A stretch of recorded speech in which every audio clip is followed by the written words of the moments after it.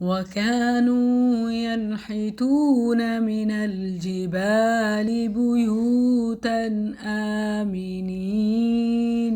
وَكَانُوا يَنْحِتُونَ، اور وہ تراشتے تھے، من سے، الجبال پہاڑ، جمع ہے، بیوتن گھر، یہ بھی جمع ہے بیت کی، آمینین بے خوف و خطر، اور وہ پہاڑوں سے مکان تراشتے تھے اس حال میں کہ بے خوف تھے۔